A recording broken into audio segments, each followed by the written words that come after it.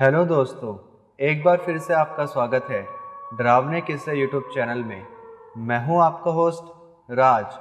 दोस्तों, आज की वीडियो बहुत ही ज़्यादा स्पेशल है क्योंकि आज की वीडियो हमारे एक सब्सक्राइबर के द्वारा भेजी हुई उनकी खुद की आप बीती है।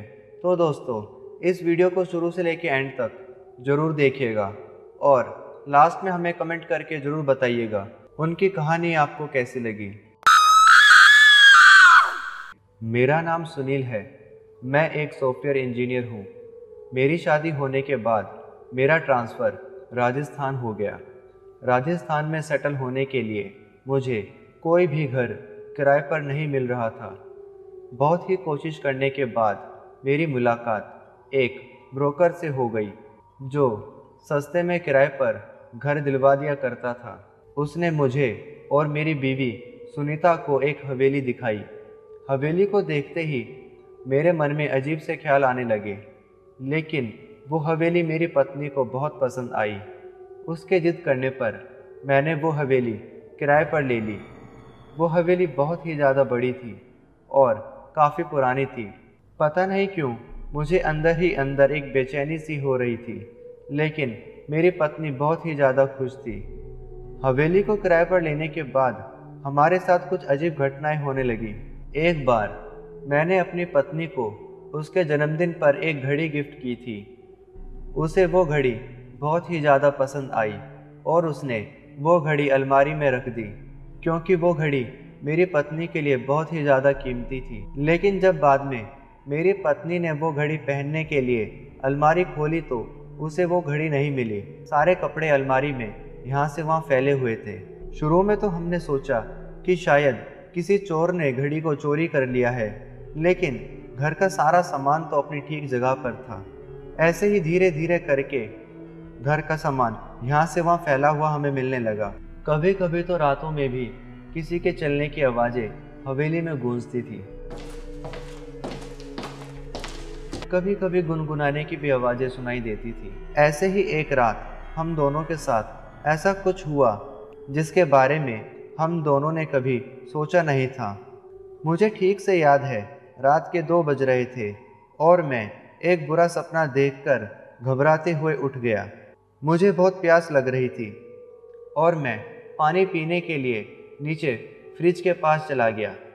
जैसे मैं पानी पीने के बाद पीछे मुड़ा, तभी मेरी तरफ एक भयानक चुड़ैल का साया भागते हुए चिल्लाते हुए आया।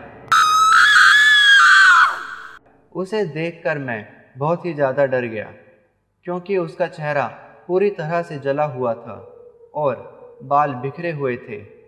मैं डरता हुआ भागता हुआ अपने कमरे में गया। वहाँ देखा तो मेरी पत्नी दीवारों पर चल रही थी। उसकी आंखें बदल चुकी थी। उसकी आंखें पूरी तरह से सफ़ेद हो चुकी थी, बाल भी बिखरे हुए थे और उसका चेहरा पहले से लंबा दिखाई दे रहा था। हर तरफ चिल्लाने की आवाज़ें गूंज रही थी। मेरे माथे से पसीना टपक रहा था, क्योंकि मैं बहुत ही ज़्यादा डर चुका था। देखते देखते मेरी पत्नी मुझे मारने के लिए मेरे ऊपर कूदी।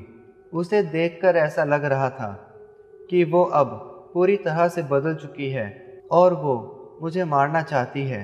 मेरी पत्नी ने मेरा गला बहुत ज़ोर से दबाया और मेरी सांसें घुटने लगी।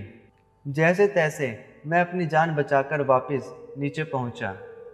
अब मैं पूरी तरह से घायल हो चुका था।